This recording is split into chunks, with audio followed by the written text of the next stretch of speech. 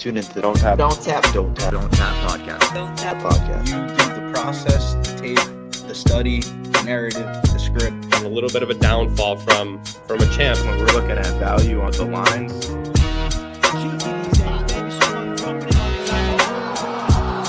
that definitely, I think, in some of the handicappers I talk to, has influenced the gambling line. Appreciate that. I'm sorry what I'm gonna have to do to you in this little matchup we got. thank you. I was going to say, okay, enough niceties. Let's dig in. He can pressure in the first, he can pressure in the second, and pressure in the third. I'm Gentleman Josh Hill. I'm Aaron Jeffrey. I got you. I'm Mike Malott. I'm Rafian Stein. Tune into Donttap Donttap podcast. Follow me on Twitter.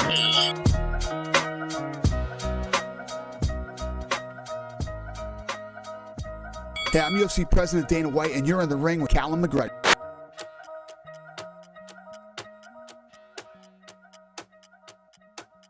Someone there. Who is that? Who is that motherfucker? It's been too long, man. I'm back. Oh shit! It's Billy Briz. It's Billy Briz of Pub Sports Radio.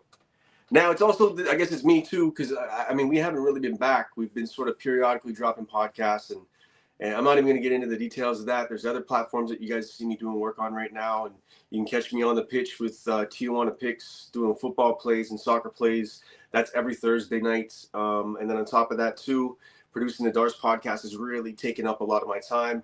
But with that going to new levels, it may bring this back to a level that we may see in the future soon too. So, but besides all that, rhetoric and bullshit, you don't want to hear that. You want to hear our picks. You want to see me and Billy be on the same side of one, on the different side of another, and talk some shit. So that's what we're going to do. Donttap podcast back again, periodically, like, that girl that comes in and out of your life.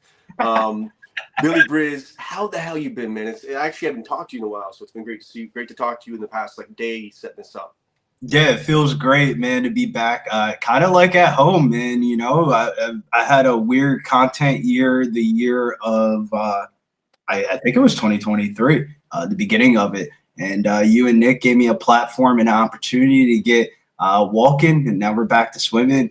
I always got to thank you for helping me out at probably the lowest point of my content career of, just a different bunch of stuff and all that. Couldn't really do MMA content with the way we had stuff set it up all in pub. I could only do the live stream. So it was great to have a nice little outlet to do some early podcasts and stuff like that. So, getting back to the roots, getting back to the day ones and making some cash, man. Let's keep on stacking it, man. It's called Donttap Podcast for a reason, man. I mean, some crazy props were cashed last year, and it feels good to be back with the cast of boys. And we got a full cast of characters on this card that we're pretty familiar with, so it feels like we're hopping right back in where we left off.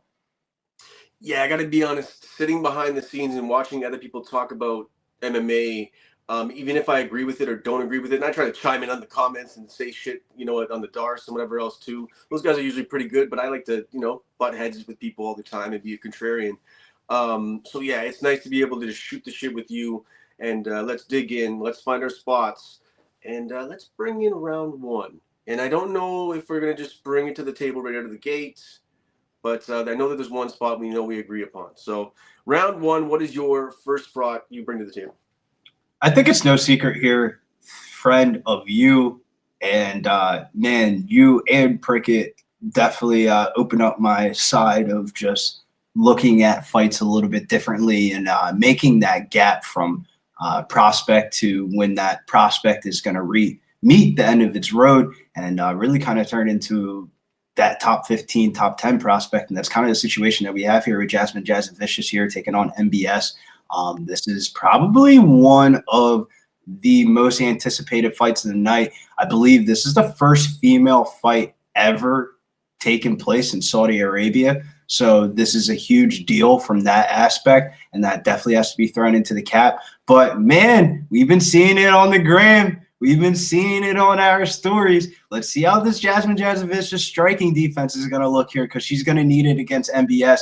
MBS, a lot of her win condition, I feel like, is based off of finishes. But the winning the minutes part is where she's really lacking. And if Jasmine can go out here and do what we have seen her do at levels against Lipski, Fernandez, Cachoeira, I feel like the biggest flaw is going to be MBS's cardio. And if Jasmine bites down that mouthpiece, goes forward, and gives us what we want, I think this fight's going to go a full 15 minutes. And I don't think it's going to be a split decision. I think it's going to be a unanimous decision, Jasmine Jasovicius.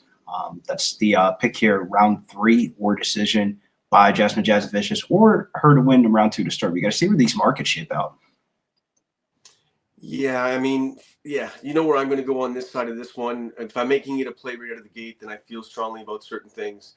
I know that, Mayra Bueno Silva was somebody even that Pub Sports Radio back big time, and you guys all sort of collectively had hit big spots with her because she has a quality that Jasmine sort of has. She does have that dog in her a little bit. She can get scrappy and everything else.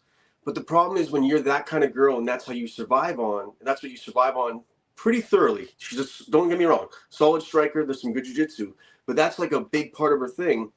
Now you're going to go up against a girl who has the same thing.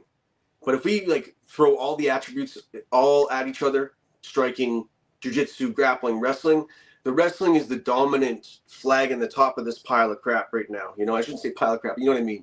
At the end of this, it's going to be like a car wreck. And that's what I've visualized. Jasmine on top, a little bit crazy. So I'll tell you just a little story. So talking with Jasmine, she made a point. She's like, look, basically, I know the quality is going to be low in the interview, but I wanted to catch you in the car because I want to give you my time. I want to talk to you about, what's been going on. So I really got to dissect and really understand her thinking. The Tracy Cortez fight made her who she is. She cracked her orbital bone early. I told you about this already. She had to march through, and she really couldn't see.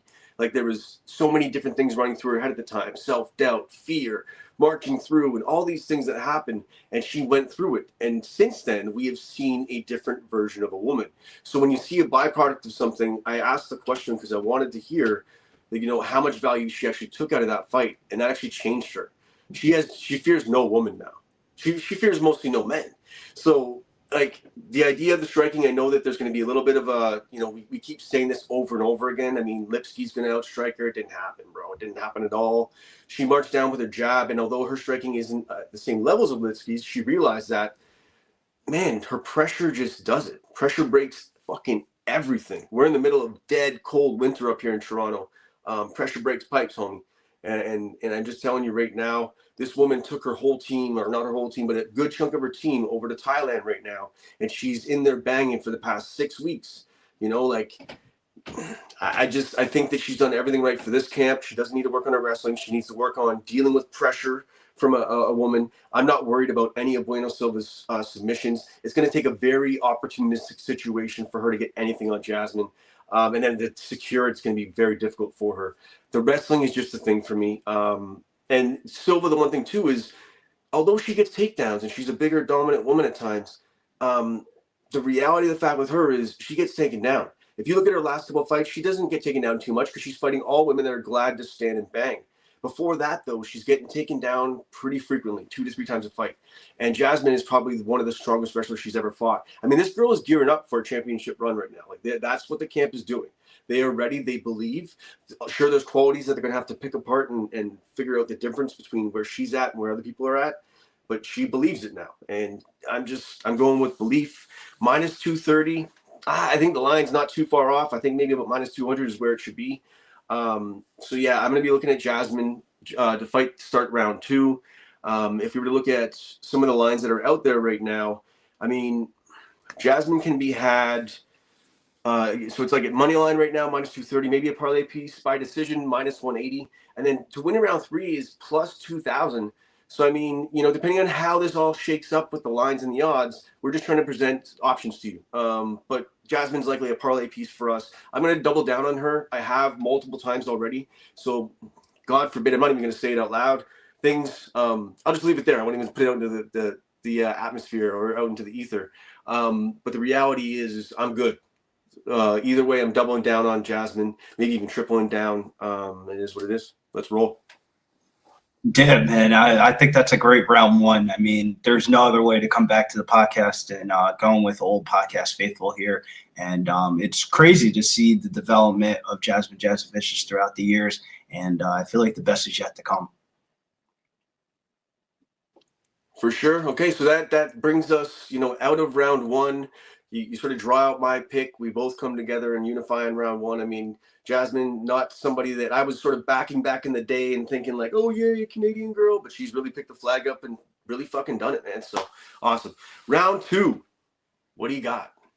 Yeah, round two here, we're going with violence. And man, if you like violence, you're going to like Terrence McKinney here. I mean, every one of his UFC fights have not seen the judges' scorecards. I don't even think he knows what the judges' scorecards even look like. And I think this is a very gettable spot. So what I mean by gettable is you have to think about this MMA stuff in a different mindset of the Saudi Arabians are a big player in all professional sports right now.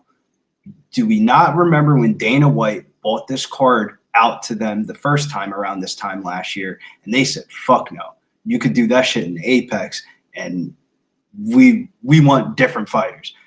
When's the last time you think you've seen Israel Adesanya on a free fight that you didn't have to pay for a pay-per-view for? So that kind of leads me into this Terrence McKinney fight.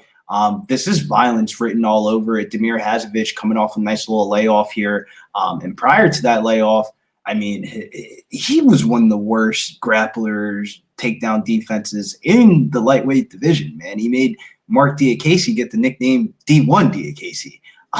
That was like the first time we ever see Mark Diakasey like just shoot a bunch of takedowns in a fight, and he dominated them.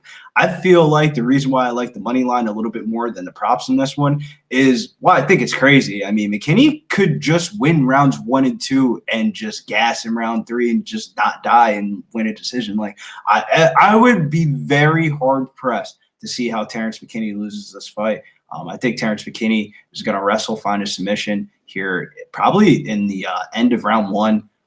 Hopefully, we can get this one done and through the hoop here, because I don't want to be on the parlay ticket for a long time. I ain't trying to go 15, 25 minutes on the parlay ticket. Sometimes you got to get in, get out, and I think this is a get in, get out spot here. McKinney is going to get this one done inside the distance, probably in rounds 1 or 2 is the prop to look at as a parlay piece.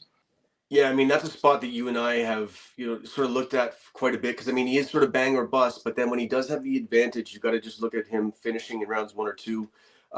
So it was a spot that I was looking at for myself as maybe a play. I wasn't quite sure what I was going to do with it, but I mean, if you look at it at the money line, I mean, you could, he's not a parlayable piece in my opinion, but I sort of like this sub with him saying that he wants to really take this the right way and play this smart with fight IQ.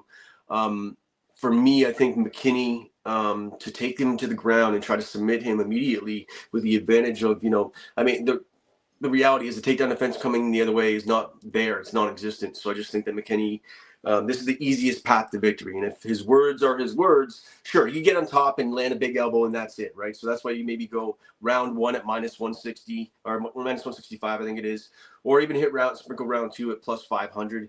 But the safest bet, likely 1 and 2, when the line officially drops, would be the play. Yeah, the submission prop at plus 100 doesn't look that bad either. You can kind of get a little bit funky with that and hit the submission in rounds 1 or 2 on FanDuel as kind of like a sprinkle bet to your. You know what? See, that's why I miss you, man. Because I don't know why that even. Because in my head, I was thinking, no matter what, if I talk about it in the podcast, one of my plays I put out on my little thing will be McKinney by sub plus 100. But fuck it. It's going to be a club and sub, likely maybe a takedown in round 1 or 2, no round 3 shit. If we see that, that's an anomaly. That's like fucking if he goes in round 3, you're not going to want Terrence McKinney on your ticket. Like 100%. So I mean, yeah, I like it. We'll go. If I'm going to hit sub, you may as well hit sub with the round props combined, and that's where we get more value. Beautiful, love it. Okay, so I will bring my spot to the table, and man, I'm just going to drop him on the screen here because. This is one of the bigger, because I hear a lot of these sharp cappers out there talking so confidently about Imavov. So this is a y'all must have forgot moment if I ever heard one in my life. All right? This is a style bender. This is a man who outclassed, outpointed, outwheeled, outdid. Like, he was tested so many different ways at championship levels for so long. And his pedigree is so high, and I get it. Like, you see Duplessis him at the end of the fight. He does some sloppy, crazy mess up at the end because he can just push through, get a takedown, and he gets a submission. He just stoppily gets his way there. It's his will, it's his heart, and that's why Duplessis does what he does. but Adesanya will outclass and outmove and outstrike like 99% of the population. These situations will happen. Sean Strickland was the actual anomaly situation. You know, the Duplessis situation was more of an MMA scenario that just sort of played out in odds. But the actual Strickland thing was an enigma scenario. I just think that everybody's forgetting about Adesanya on this. I hope that more people come in on the other side with Imavov. I think Imavov does have good striking and he does present power, but I just think that this is going to be like they're going to be looking at each other quite a bit. There's going to be a little bit of back and forth. There a lot of footwork, a lot of, for me, it's just, I'll take Adesanya by decision quite handily. I'm good with it. He could even get a late finish because Imavov could gas, but I'm not going to buy into that narrative as much. But my favorite play is going to be Adesanya, and we'll get it up on here again. Adesanya and the fight to start round 2, -142. So that's like, I put 4 units in on Allen to get a touchdown. My biggest play ever in sports betting. And we didn't get that touchdown, did we? But in this one, I'm putting 3 units in on Adesanya to win this fight and the fight to start round 2. So I just believe this is a spot. And so give me Adesanya. I know that you've been a big Adesanya backer in the past. Death taxes Adesanya by decision. I know this might be a little bit tricky because he is sort of in a different spot. But what's your thoughts on this one? I just get PTSD from the last time. Probably my biggest bet that I placed last year was a whale play 2-leg parlay. I had 3 bands on Adesanya against EP, and it was a 2-leg parlay of Adesanya and Casey O'Neill, which was super weird because in the beginning of the week, I was on the opposite side of both of those picks. And as the week developed and as the more information went along, it was like the Casey O'Neill spot I felt really, really confident in after we got a little bit of insight that the judges might be on her side with their pops in the stands and her pops being like the external MMA guy. So like we got some good little insight there. And then the Adesanya one was just a gut check. And I'll say devil's advocate. I'm with you on the Izzy spot, but I will say to play devil's advocate, I don't think Adesanya is the same fighter that he once was about 2 to 3 years ago. 2 to 3 years ago, this would probably be a 5 to 10 unit play, back up the big struck. What the fuck, Adesanya under -200 against Imavov. But I will say, man, having so much money on that fight made me really hone into like everything down to the X's and O's. And I think he has lost a step, but what's his loss of step compared to the rest of the division? I don't think the Saudi Arabians are putting Adesanya on a free card and paying his purse. I always like to bring in kind of like different things that we usually don't talk about in MMA. Bro, if Imavov got a win bonus, his show money, and extra money, it still wouldn't be comparable to how much money the Saudi Arabians probably had to pay for Israel Adesanya just to show up, not even his win purse. So right off of that alone, it does make me kind of like question of like, legitimately, like when's the last time we seen Israel Adesanya on a fight night card? So it's like it makes you think that there's value, but I actually think the value is within inside the total here. I really like the over 4.5 fight goes the distance in this fight. I think this is going to be a 25-minute kickboxing fight. I think the Saudi Arabians are going to get what they paid for, and that's entertainment in the co-main and the main event. I think the only caveat that makes me not want to back the Binks truck here is that I get it. Adesanya definitely probably improved his takedown defense from fight to fight, DDP to this one. It's just that Imavov could have the style to wrestle Adesanya. It's just 2 questions for Imavov. Is he going to wrestle? And how much is his cardio going to hold up? Because he's usually gassing out in these fights. I don't think Adesanya is the type of person you want to be gassing out in a 25-minute kickboxing fight with. So Adesanya is going to be the pick for me. If I had to say favorite play, it's probably the over 4.5 as a parlay piece, maybe fight to start round 4 as a parlay piece. I think we're going to see the championship rounds, and I like Adesanya rounds 4, 5, or by decision. I would not rule out a late finish in this one. As much as I like the plus money tag on the decision prop, I would be pissed if he knocks him out in like the 5th round, and it's like everything that you said of like you must have forgot, and then like you're sitting there at the altar with like a burnt ticket off the last 10 seconds because some freaking referee called it early. Like, you never know in this MMA game. I would probably play a little bit safer, round 4 or 5 or by decision. It's probably going to be, if Adesanya is minus 155, that's probably going to be like minus 125. Yeah, I mean, so it's so hard to know exactly when a fighter's actually fallen off, because we can say with one performance or even 2 performances, sometimes it's just the way things lined up, the way the opponent lined up, the way MMA rears its face. There's so many variables that go into it for you to actually, we just don't quite know until we have a little bit of a bigger sample size or a decision by a fighter that maybe they are past a certain point, right? And he just was at such a level, you don't forget to strike like that. I think that Duplessis is just, it wasn't even Duplessis, it was literally the MMA gods. It was one of those situations where you only can stare a car in the face so many times playing chicken before the fucking car hits you. And Duplessis gets that takedown and whatever else. Once again, the Strickland thing, that's an enigma. I can't explain that shit. That was just a matchup thing where a guy came in, just fucking beautiful game plan, and it worked out beautifully. But I just don't see Imavov being able to outclass him on the feet. I don't see him being able to implement enough of a wrestling game plan that it actually even is effective enough.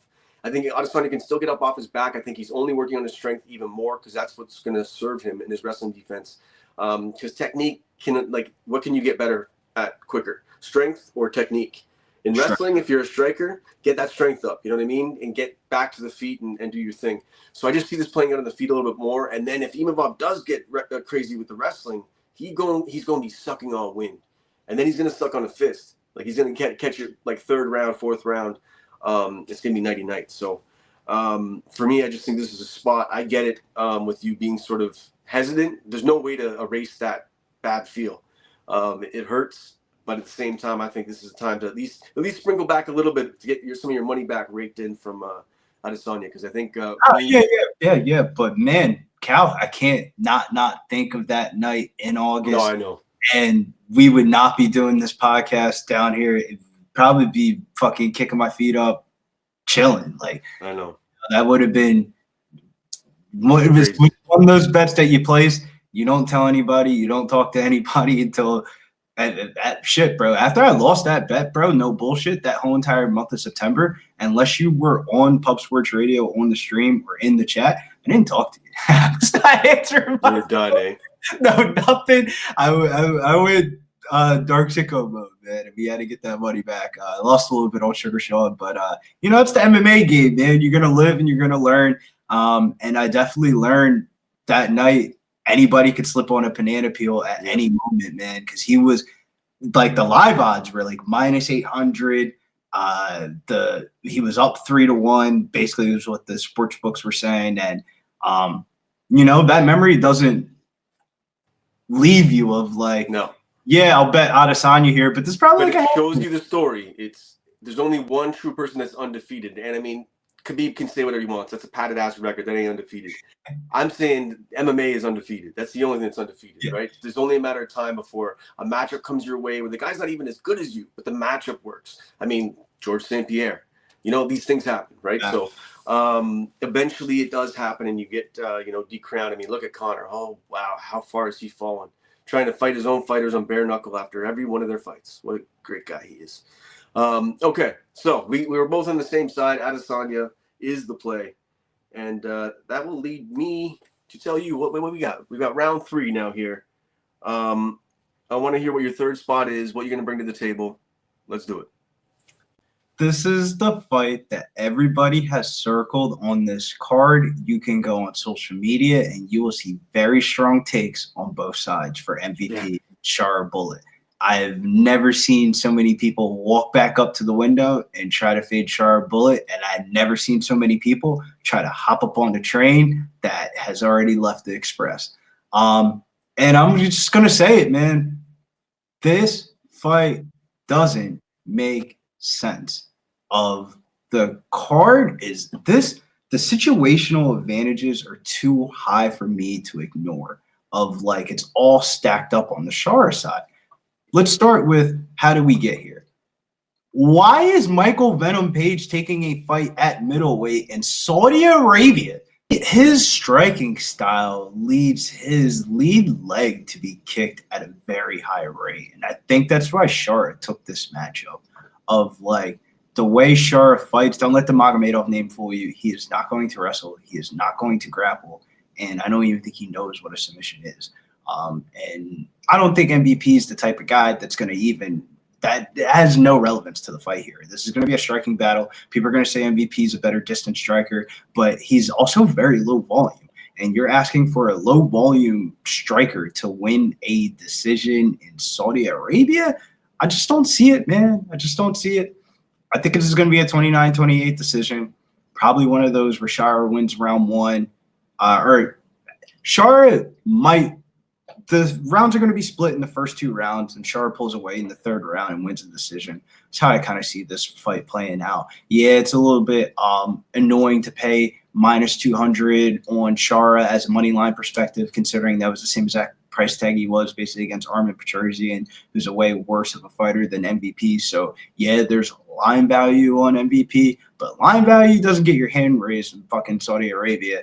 I think Shara Bullet's going to pull this one out and keep the good times rolling. I mean, we're in Riyadh season here. Shara is a big player out there, man, from the aspect of where he's at in his career kind of is reminiscent of Paddy Pumit's the only fighter I can think of that's had this amount of popularity overseas but might not be of that level. So how do you progress them the right way? I think the right way is by giving them fun, entertaining fights, and that's definitely what the fans are in store here for.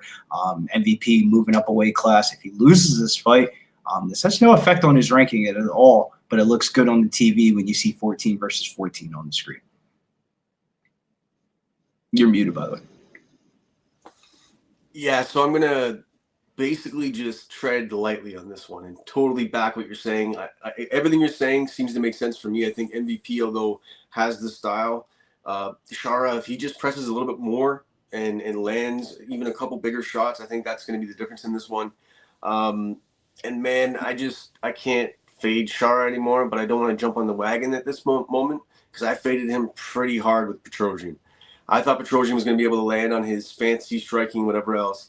And that man hit me with like 2-unit play, spinning back fist one way, bing, took 1 unit away, and then spink the other way. So, I mean, for me, Shara, very talented, can finish with that talent, has proven it. So I think he definitely is a spot. I think it's a good line for you to mess around with a couple different, there's props and some values in there, but I'm just not touching it. I'm staying away. I'm going to enjoy this one. I'll cheer on your bet, but for me, I'm just staying away from Shara. Like, I made a reel, like, punking him. He was walking in the reel, and he's, like, looking all mean. And then, like, who the fuck is that guy? And then we show Petrosian. Like, it was just and then it meant nothing at the end of that. That was just he got destroyed. Bro, I'm telling you, man, this is Shara Bullet's somewhat legit of, like, I don't think he's going to be top champion, but at this level, people can keep on fading him. We're going to keep on cashing him. I haven't bet against him in any of his UFC fights, and it's been very profitable on this train. And the sketchiest fight was against Bruno Silva, and he took him down and shit like that after getting pieced up. I just don't see how or why MVP would win this fight. I guess he can win by decision at plus 290, but dude, don't be screaming. This reminds me of the PFL and Nurmagomedov Paul Hughes shit. Don't be screaming robbery betting against Russian fighters overseas. Just because a fight is close doesn't mean that it's always a robbery, MMA community. A close fight's a close fight. Yeah. Person could just win a close fight. And, no true words were said. Like, if you're on one side or the other and it's that close, you can try to say, oh, but this or that. It's like, that's the fight game. And you got to just take your losses because you take your wins when you get them that way. So, just suck it up and move on, princess. And we all make reels, and there's sometimes where you're like, what are they looking at? What are the judges looking at? That's crazy. But in close fights, I hate the word robbery. There's just no point. So that'll bring me into what I was going to try to do for my third spot. And, I was maybe looking at McKinney as actually Spy Sub was my third spot, and it's still going to be a play, but I'm likely going to put into my third spot that's going to be there. And it's not even, I'm not formulated a full thing here yet, but I want you to start thinking. We're going to look at like McKinney, and the McKinney fight doesn't start round 3, combined with the Adesanya fights. Actually, no, we would do 2 other fights that aren't, I have Adesanya and I have Jasmine in the fight to start round 2. I don't want to conflict with those. So I want to leave them on their own and run their own merit. So I'd have to find 2 other fights. The fight starts round 2. So I'm going to make a parlay. I'm going to put it out. It's going to be 2 fights to start round 2 and the McKinney fight not to start round 3. And even if it's chalk, I'm going to eat it. And I will not make anything that's, if it's a 3-leg and it doesn't seem achievable and there's not value on the chalk, I'm not giving it to you. I'll give you the 2-piece and I'll eat even more chalk. Because I want this. This is a thing that I've been hitting on quite a bit. No matter what happens every week, this cashes. So that's what I'm going to be doing. We'll do an over-under parlay or a fight to start parlay.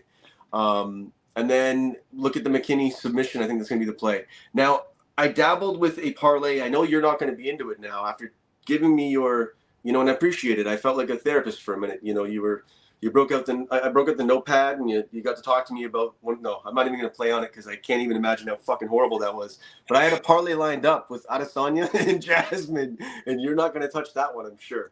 It's like plus 124, plus 123. It's something that I'm going to play personally. Will I put it out as an official play? I don't know yet. It's just something I'm sort of talking about right now. I did have graphics I was going to put towards it, and I'm like, no, you know what? We'll hold on it for now because it is more, I'm doubling down on both guys.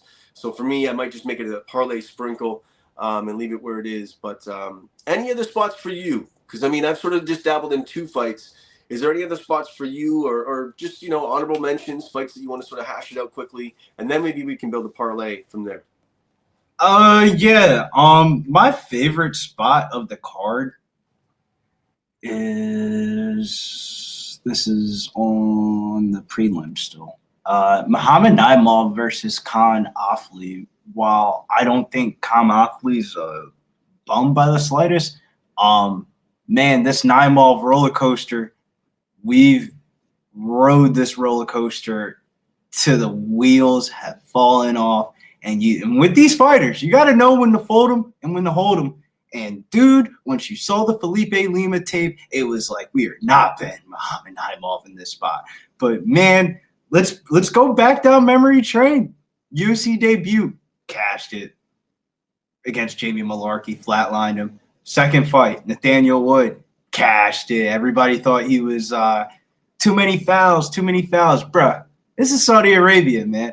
And then he went in there around this price tag, not as low, but minus 600 against Eric Silva going into that week. Everyone's like, yeah, Muhammad Naimov's the pick. He's the side, but I wouldn't want to parlay it. And he went out there and absolutely destroyed that man. Now, the Felipe Lima one, I take that with a grain of salt from the aspect of that was a short notice opponent that they just threw in there that we knew how good Felipe Lima was. It was like one of those, if you don't know, now you know, as Dana White would say. But I think Muhammad Naimov gets back up on the train here. Khan Offley's from The Ultimate Fighter. And the biggest thing I'll say about Khan Offley is he is a really good BJJ, but he takes way too many shots on the center of line. Like his head does not move the center of line movement. And Marin Santos was able to read that perfectly in his fight. I believe that was the Ultimate Fighter season finale. And he was able to flatline him. I think Muhammad Naimov's on this card for a reason. They're going to give the Saudi Arabian the Saudi Arabians are happy for this one. I think the Tajikistan fighter, what country is he from? Is that Tajikistan on my screen?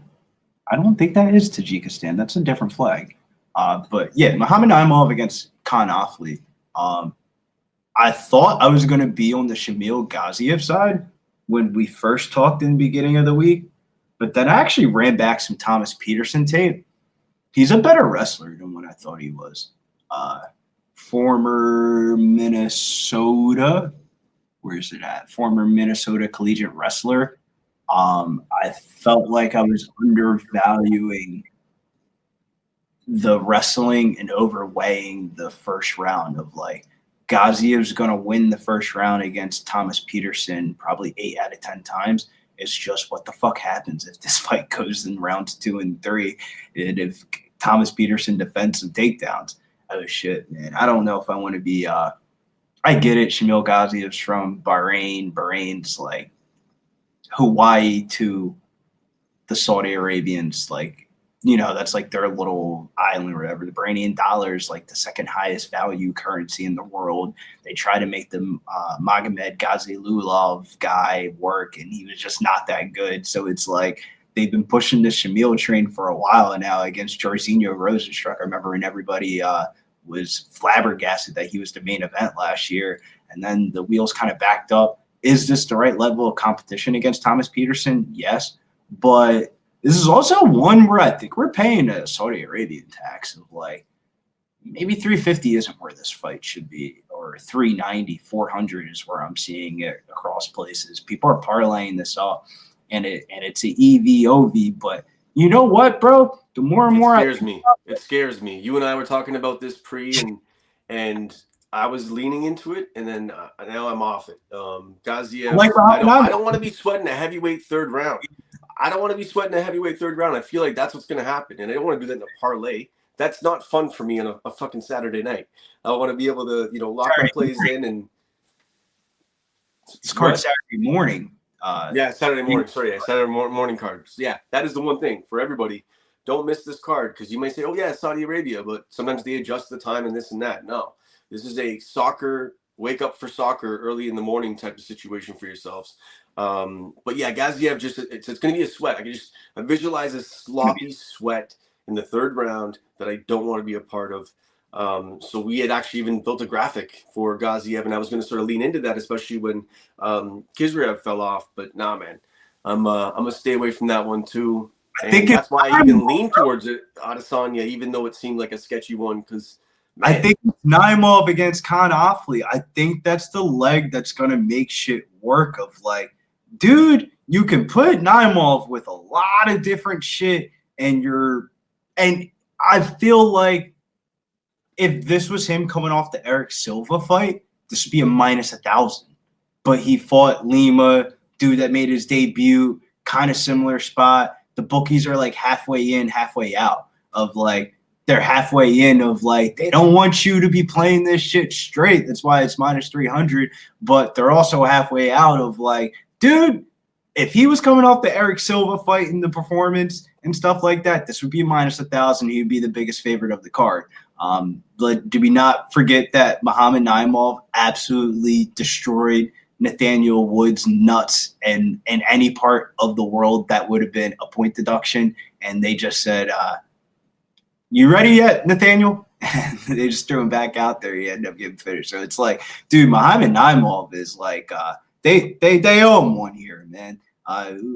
They shouldn't have given him Felipe Lima. That was a terrible matchup for him. That was one of those ones where like the MMA bros were inside the lab and watched the tape and the line movement told you everything you need to know. I think Muhammad Naimov's the parlay piece for me this week that's going to make shit work. Okay. All right. You know what? And I'm not even going to lie. That you're weighing in on all the spots. That is a spot that looked like there was at least somewhat of an edge. But then once you do it, with the parlay piece, you got to invest in it. So I didn't really dig down that tunnel enough. But let's try to find a piece to go with it. What do you feel about, like, Rosenstrike can be sneaky and hold on in fights and land volume and everything else, but I think this is a bounce back, get right spot for Pavlovich. I know a lot of people are off the Pavlovich train and the mystique is gone and all the bullshit. I think Pavlovich could be a spot here as well too. But heavyweights do be heavyweights, so we might want to be careful. Yeah, but it's price prohibited where at -310, at that point I might just take the Sergey Pavlovich knockout prop and like parlay thing as like. Yeah, no. That makes sense. You know what I'm saying? 100% makes sense. Yep. 15 minutes, man. Jairzinho Rosenstruck by decision at +350 is like hugely in play of like. And I think somebody was talking about that earlier in the week. Man, it's tough to actually really put a piece in there besides, if I just go JJ. Mike Davis, even when he was bigger odds, looked better. Now I'm questioning myself a little bit, but I still think Mike Davis rides in there. That's probably going to be a spot for me. I like sneaky, but I like the total in that fight. That fight's going 15 minutes. and that would lead to like a Mike Davis likely sort of winning a top wrestling, landing some big elbows and shots at points. But yeah, no, I sort of like that too. You know what then? This is the for sure piece then. We'll make Naimov just valuable. So we'll make the McKinney fight. Let's go. Fight doesn't start round 3. Do that. Let's double down, man. I hate to say it, but damn, the odds look really good on this. Plus 115, Naimov, Adesanya. But you said you didn't want to do it. I didn't want to do it, but damn, bro, plus 115 is it's like, what are you going to – I mean, we could do Shar Bullet, get plus 103, but, I mean, how much – I feel like you could just bet the Shar Bullet fight straight. You don't need that in all your parlays this week. So then we sort of keep JJ out of there because we're already heavy in a bunch of other spots with Jasmine. All right, Adesanya. Is it piece then?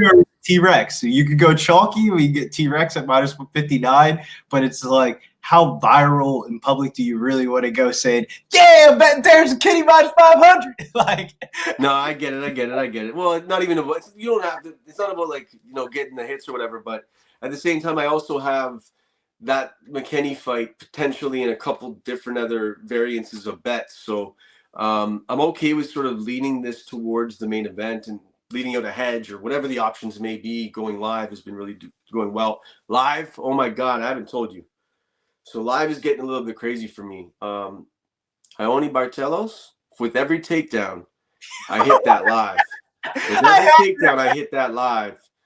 Even Kopolov the week before, I hit live when he went plus money. Yeah. And then what was the last one that was live? It's just been a little bit ridiculous. And Merab with as soon as I started to see that he was breaking Nurmagomedov, I just started hammering the line over and over again. And I still, I bet it was basically a certain unit play.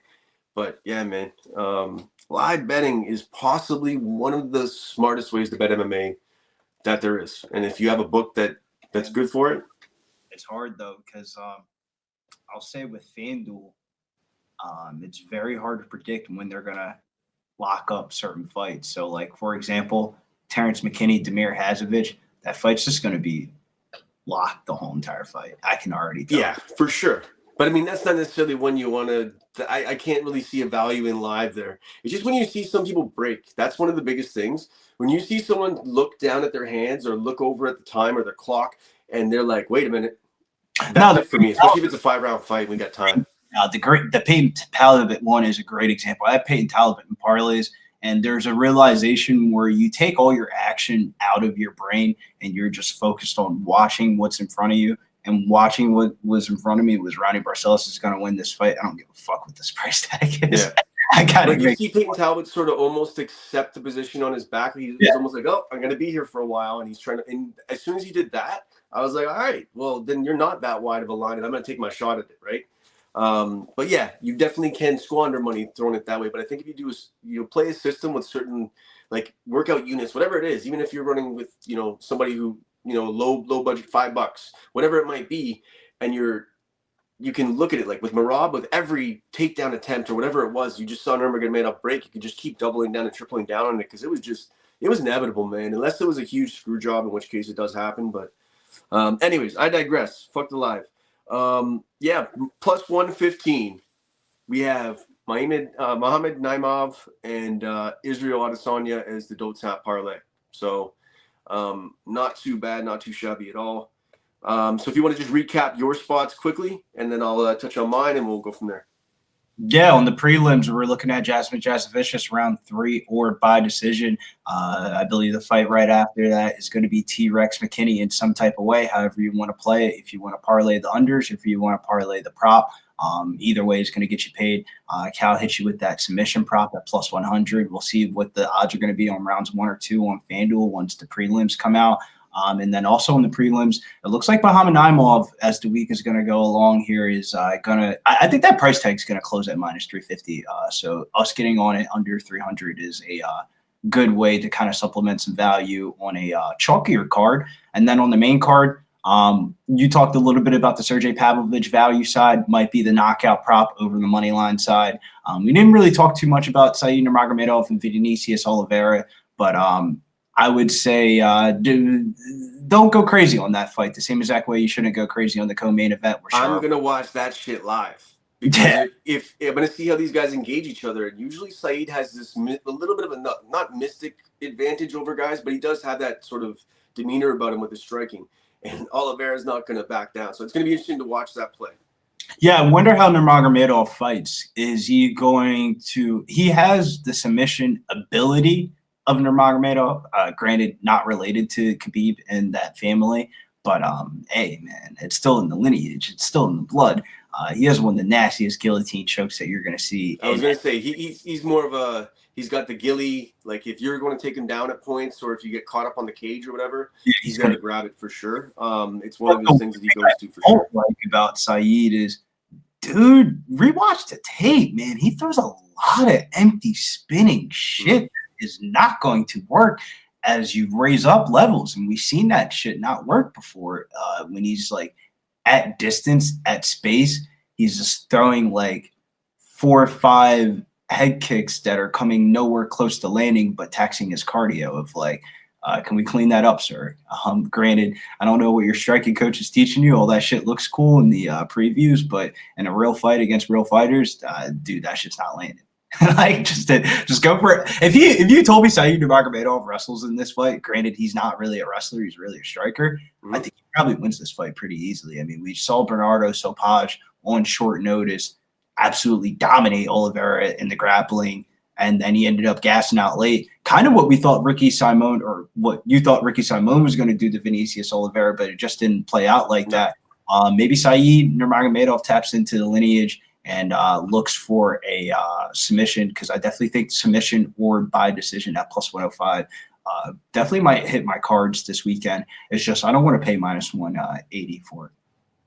Yeah, he may need to, because Oliveira is crafty. He does throw damage, and he does have heart. Like, he doesn't go away. And, you see him with the reverse soccer kick and then throws the uppercut. Like, he's got these crafty little tricks and everything else, too. So, one of those guys that I do like looking at live, because if I see the edge going one way, I may do it. But it's better to go live with wrestling. Wrestling is sort of, once it's there, and you start seeing it rinse, repeat. Strikers get tired, and then wrestlers take over. So, but yeah, okay. I like that. I mean, looking at Jasmine line, it's not out yet for Jasmine in the fight to start round 2. It's probably going to be around minus 190, maybe. And I'm still going to hammer it. It's going to be a spot for me. Play. Like, what's that?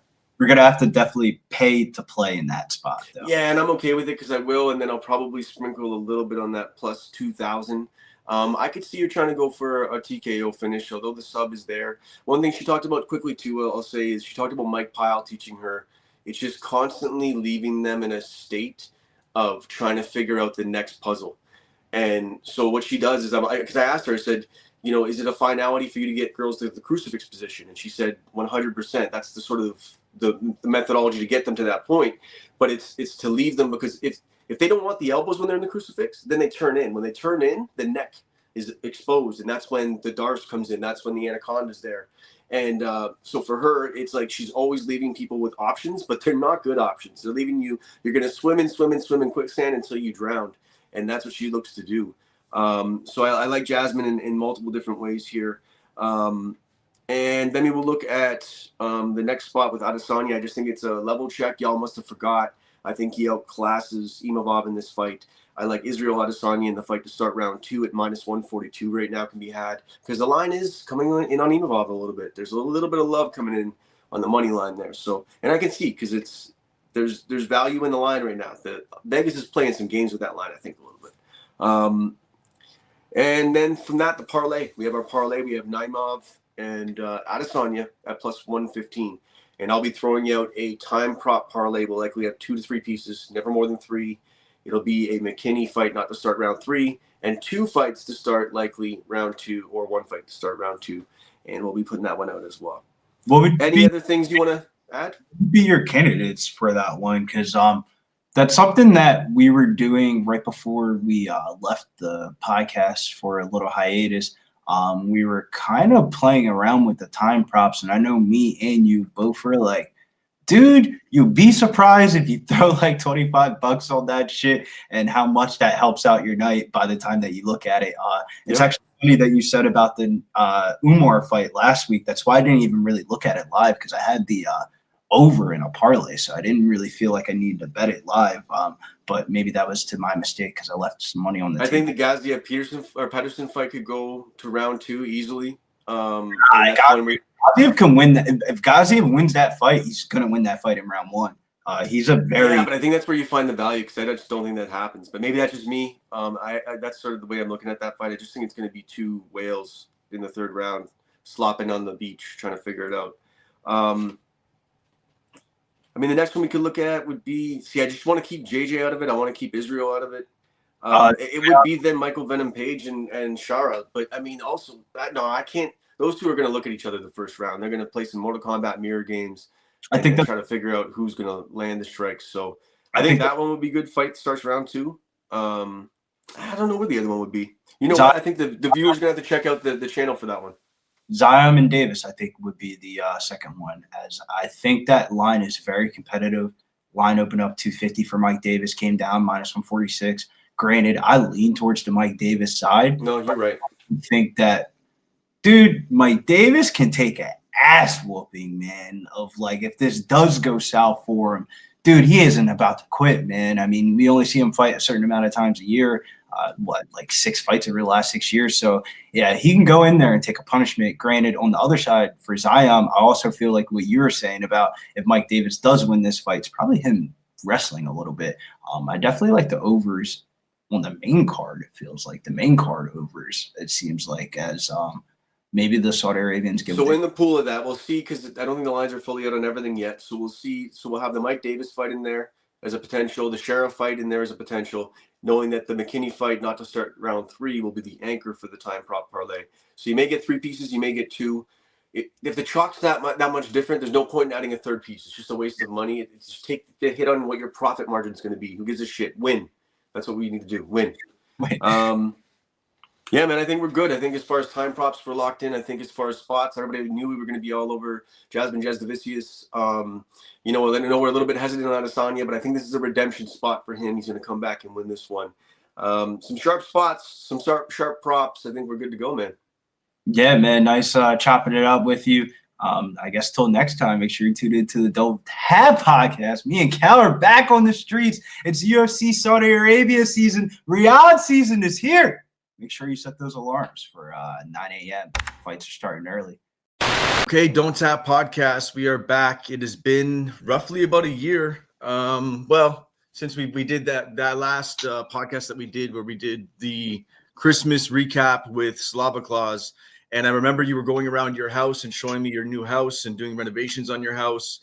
And it sort of was the first question I wanted to ask you. And I know if Mike does jump in as well too, you know, you've sort of, everything's come to sort of a head for you as far as for your family, as far as professionally, and really you're able to do what you absolutely love, but then also provide for your family at a pretty high level. How does that make you feel as a man? And then also, you know, just as like, you know, that selfishness, you know, able to do what you love, but provide. So this is amazing. It's actually a very nice way how you put it together. So, you know, for a while, that was one of my mental struggle. I wasn't sure if I really enjoy what I really love. It's turning out like it's only one thing I can do really. But like when I was bouncing back and forth with money problem, like tried to do some money like on a part-time job, wherever, I realized, no, I'm not ready. This is the thing I really love. It's like, you know, I think it's even a psychology. It has like it's some sort of practice as like the work therapy. So you do some hard work, like which is completely different of what you usually do, and you realize, oh, I love so much what I really do, what I have to do.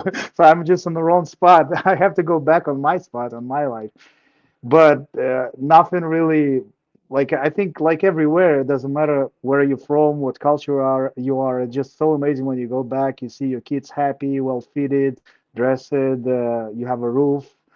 Well, like it's just amazing. Yeah, it's really cool. What's up, Slava Claus? What's up, buddy? What's up, brother? What's up, bro? How are you? Doing good, man. Doing good. We're just talking about with Slava with regards to, last time I had talked to him, he had just bought his house. He was walking around his house and, showing me and just so excited, so ecstatic. And I was just talking about the idea that you're able to do what you love, go in and train with the people that you care about, on your team, then also come back and provide for the family that you love at home. Not too many people can say that they get to do that. So Slava was just touching on a couple of things, and then Mike, I want you to touch on that idea too, because I mean, you've hit a stride yourself professionally, where I imagine things are doing pretty well. I think you bought a new house as well too. So Yeah, I bought a new house a while ago. I actually got to see Slava's new house last time I was in Sacramento. I think you guys had just moved in, eh? So that's awesome, man. Love it. Cooked me up some Russian pancakes for lunch. It was nice. An awesome session.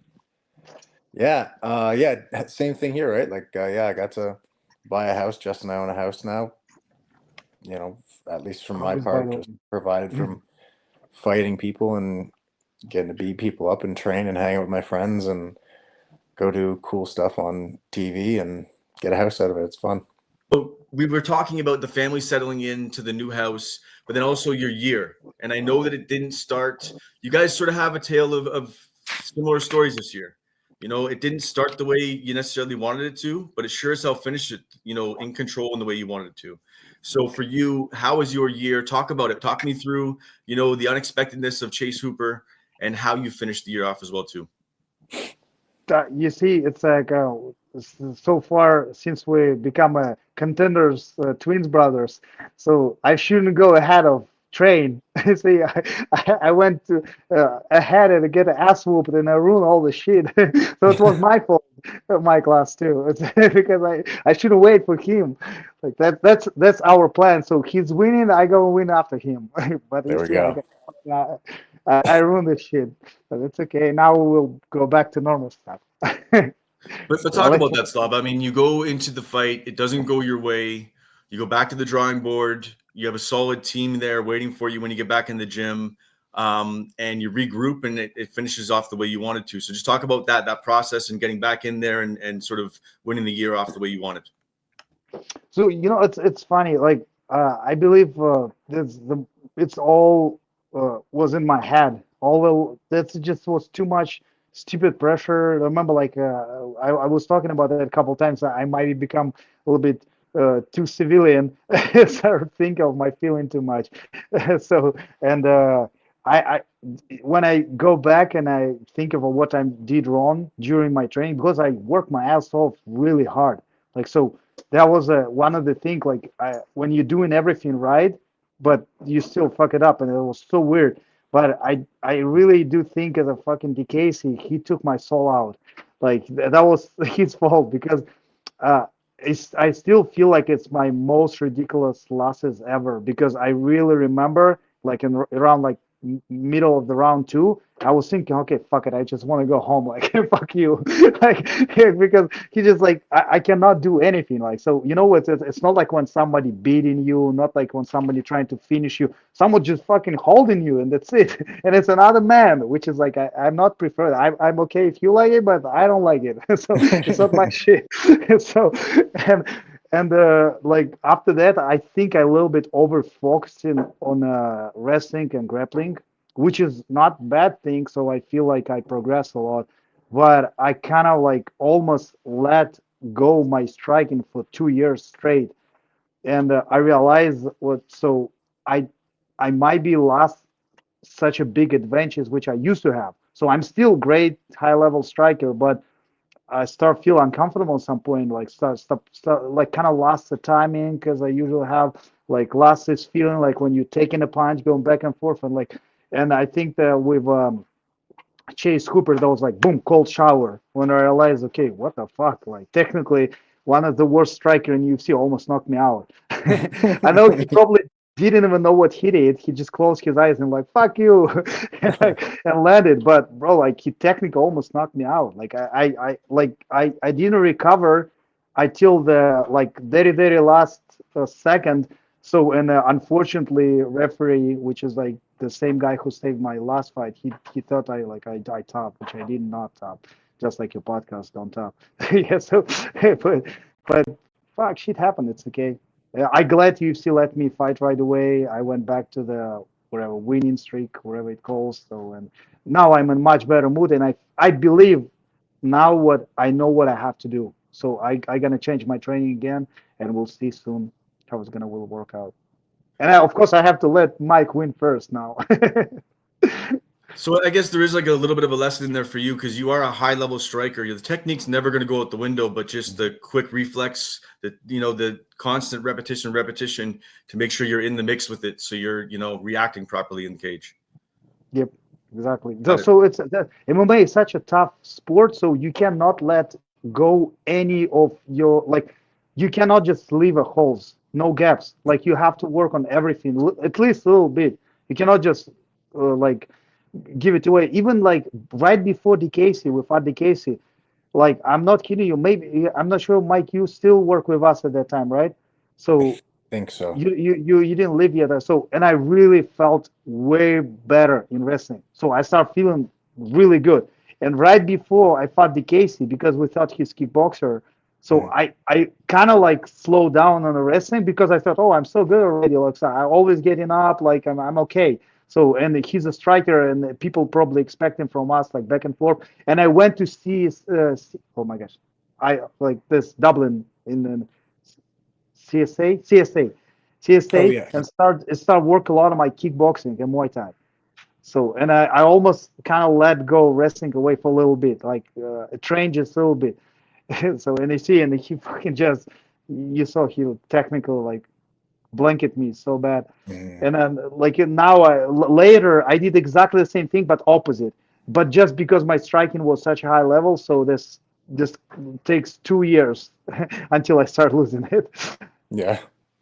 But still same.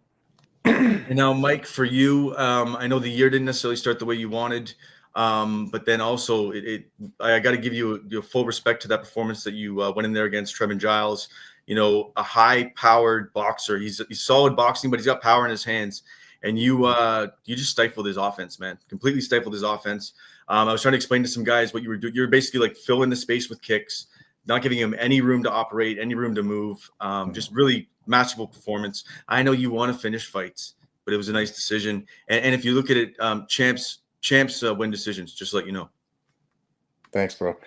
Yeah, I mean, obviously, the very end of the fight in Toronto didn't go my way and didn't go the way I expected. Started off the fight pretty well, just needed to make some serious adjustments, and that's what the last like 10 months have been. And again, I didn't get the big gratifying finish. I even said it in the cage. I watched my fight back recently, and after I talk on the mic with DC, it like cuts to the camera and Brendan Fitzgerald's talking and the commentators are talking, and then you like see my coaches and I take a picture together, and then I like turn to Cruellen and I'm like, honestly, it doesn't feel as good. And you like I can see myself saying it. I'm like, honestly, it doesn't feel as good as getting a finish. Like, honestly, part of me was like, dude, that was it. I put all that work in for this feeling. I'm like, this isn't anywhere near as cool as stopping a guy. But I know long term, it's what I need. Like getting 15 more minutes of experience and just like having a guy who didn't really want to engage and kind of allowed me to get ahead on points. I'm like, look, man, I'm up.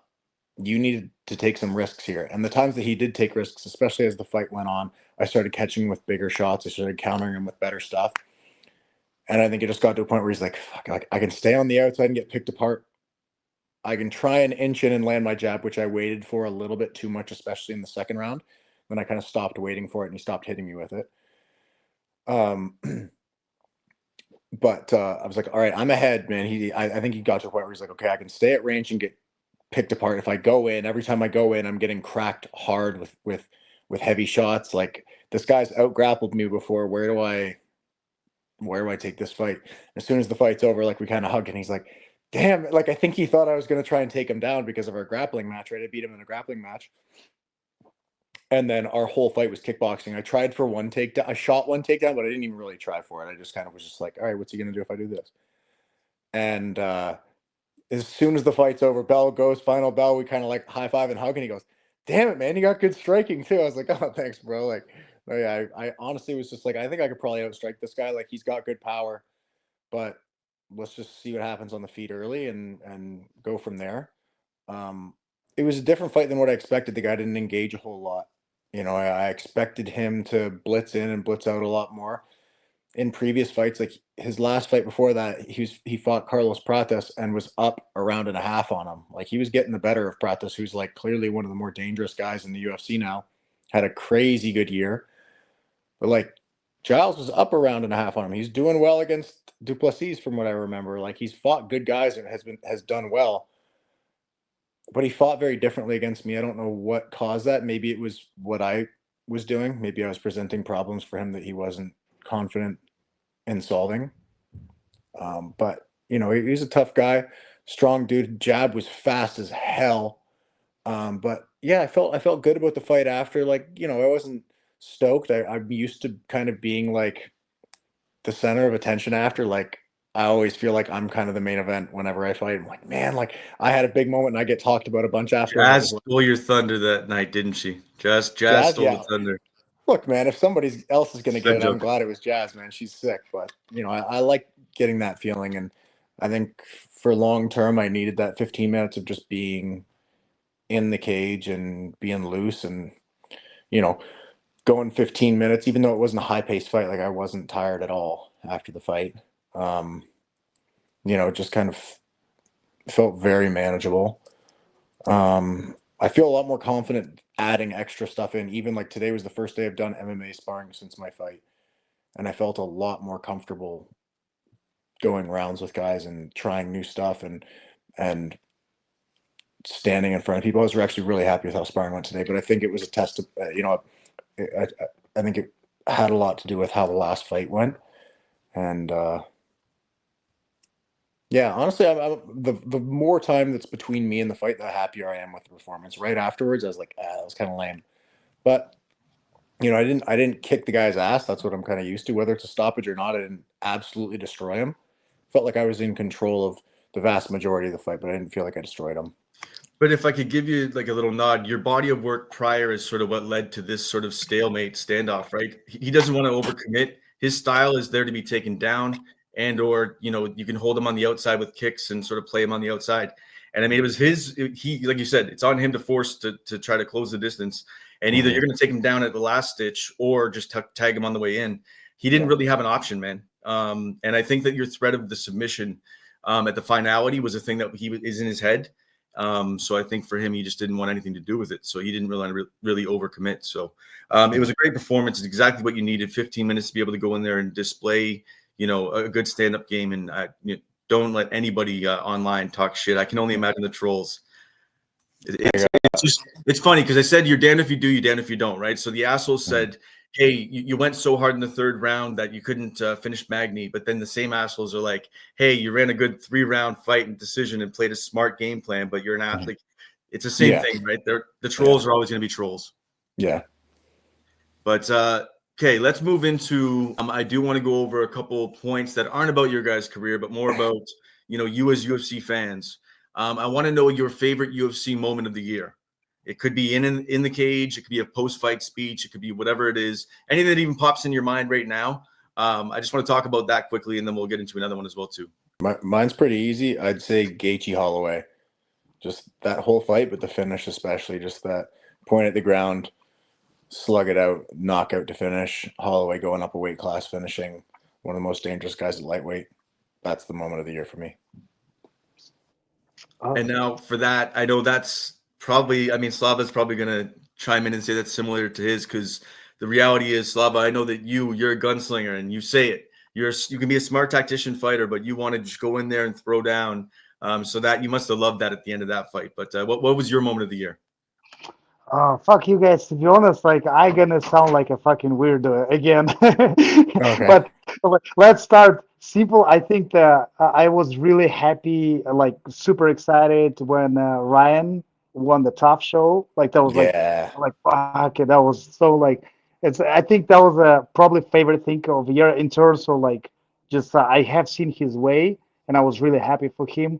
I also was super happy to see when last victory of Anthony Fluffy Fernandez. Mm-hmm. But I would say the best moment of the year, 100%, it's the John dance. Like fuck, It's a future. It's another level. It's like that's it. Now we know like we're under the president pocket, so we're Yeah. cool. Man, there was some crazy moments. So basically, we had Kevin break a man's arm, then jump out of the cage and go down to Trump in his fight. Then you have Jones doing the Trump dance. There's been some crazy Trump moments, and now Trump is your president as well too. But as we look at another story, I would say, as far as a finish, what was sort of maybe a surprising finish for you, or one of your favorite finishes that can sort of, and I'm not saying, necessarily moments, but like just very cool finish of the year that you remember. And I'll let you take it away, Slava. You texted this, of course, Josh Emmett, but to be honest, from Josh Emmett, that was expectable. So, but for me, that what I really was like, whoa, it's Tapuria, like Tapuria Holloway. That was what the fuck is even that? Like that was really like so. I always look at Tapuria as okay, I see he's really, really good, technical, great fighter, but I would never expect something like this. That was like just ridiculous. Cool. I Very agree. solid knockout. And for you, Mike, what was your finish of the year? I had Taporia on here for sure too. That one was a wild one. I obviously Taporia is unreal. And before the Volk fight, thought he was sick, and then he knocks out Volk, which is crazy by itself. But I felt like there was something else where I'm like, okay, yeah, he caught Volk, he knocked him out. But like, let's see what he looks like after this Holloway fight. But knocking out Holloway for some reason was more impressive to me. I know Volk has beaten Holloway 3 separate times, but I found that maybe it was because he had already beaten Volkanovski and then like knocked out Volk and then also knocked out Holloway. But Holloway's just a guy who just seems like he could take a Louisville Slugger baseball bat to the head and just walk you down. So knocking him out was definitely one of the most impressive finishes of the year for sure. Pretty much everything Alex Pereira did this year was like an incredible finish. Like those head kicks, that short left hook against Hill. Man, he looked amazing all year long. Every time that the UFC called, he showed up. So the guy definitely, could actually even be a candidate for the next one. What I was going to ask you guys is, who was the most impactful fighter of the year? It could be an up-and-comer. An example could be even in your own division, Mike, is say Pratis. It could be, Bilal Muhammad finally seeing the belt. But for you guys, who do you think is the most impactful fighter? And it could once again be Pereira. Okay, I'm real. Just a second. Sorry, don't make it fun of me. What means impactful? So, like, who had the biggest? Who had some of the biggest? If you look back, the bigger year, like who had maybe fought the most and had the most success? Who maybe had hit the biggest triumph moment where it was they won a belt or a biggest fight or whatever it might be. The mighty Pereira, right? That's very impressive. His way is extremely impressive. Like I remember, I fought with him probably in the same event in LFA, and now he's like champion 2 weight classes. So it's crazy. This is super impressive. Yeah, Pereira. I think the 2 guys we already mentioned, Pereira and Ilia Topuria, for sure are like the most impactful fighters of the year.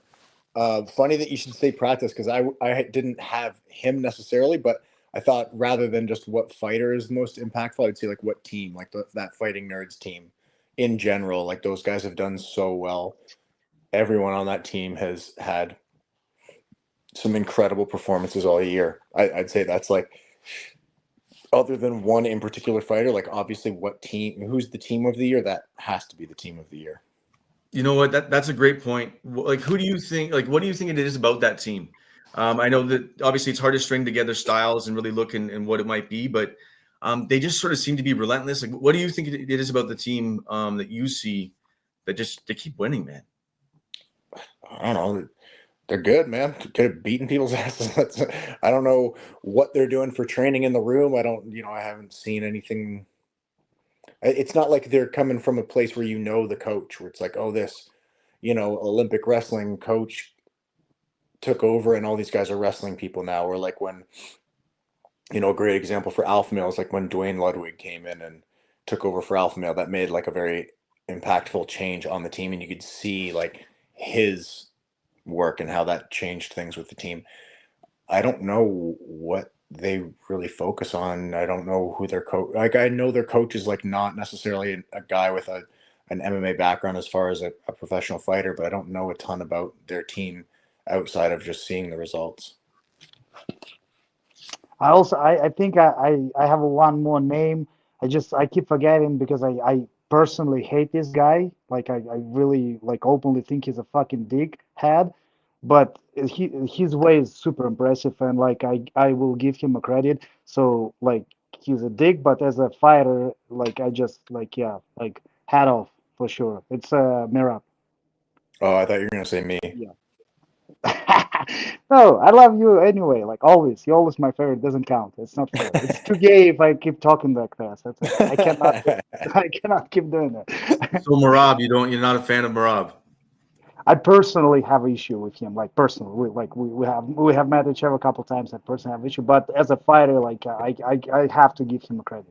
Like it just his way is very impressive. You know, like nowadays it's less and less dogs in the business. So like it's more and more people who know what they're doing. They're smart. They have a strong team. They have support, financial support. Like Ilya Tapuria, he's like fucking building like $2 million gym under his house. Like it's like.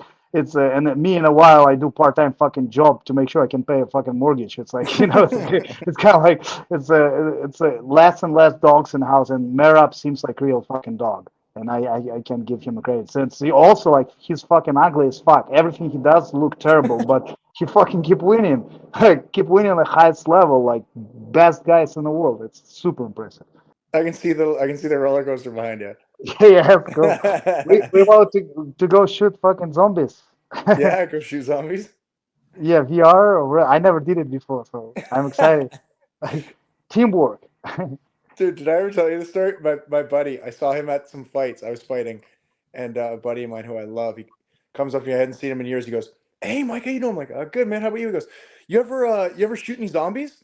I was like, what? Just started this conversation like that. It was like 10 years ago. I'm like, what are you talking about? He's like, like VR. You ever shoot any zombies? I'm like, buddy, lead with that. Lead with the VR, then shooting zombies. I'm out here thinking you're just like shooting dudes that are just stumbling down the street, tweaking out. Like, do I need to report you to somebody? Anything can happen in Vegas. The same thing you said happened to me. Mike Griffin, he texted me this morning, "Let's go shoot zombies." I'm like, what the fuck are you doing to me? Like I was confused, and he like, "Team, let's go, teamwork." What exactly he mean? Like I thought we might go against somebody else and team call zombie. And for a second, I thought he might thinking I'm fighting Korean zombie or like what he trying to say? Yeah, same exactly thing. Yeah, man, I'm pumped for you guys, man. You got a solid group out there this week. My mental coach is out there with you guys too, Big Danny. He was messaging me, telling me everybody that's out here. So I'm pumped, man. I wish I was out there with you guys. But I'll be out. I'm coming out in January. I'm coming out to SAC in January. I was about to ask you because I heard someone told me like you might will be in January. That's cool. That's awesome. Yeah. Especially if I would take I mean, I already agreed for fight in February, but I have no response yet. So it would be awesome. Sweet. Okay, awesome, gentlemen, you know what? We'll leave it on that note. I mean, even just talking about the zombies, I think is a great little finish to that, to be honest. But I really appreciate all of your time, guys. I hope that Alpha Male does great in there. And Mike, I look forward to your next fight as well, too. And cheers, guys. Tune into the Donttap podcast. Donttap podcast. You do the process, the tape, the study, the narrative, the script. A little bit of a downfall from a champ. When we're looking at value on the lines.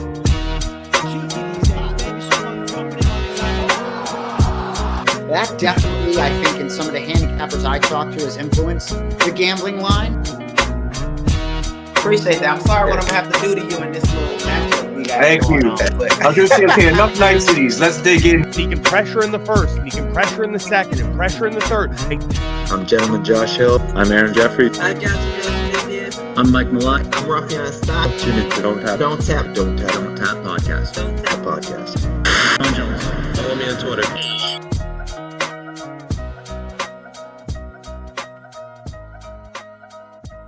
Hey, I'm UFC President Dana White, and you're in the ring with Callum McGregor.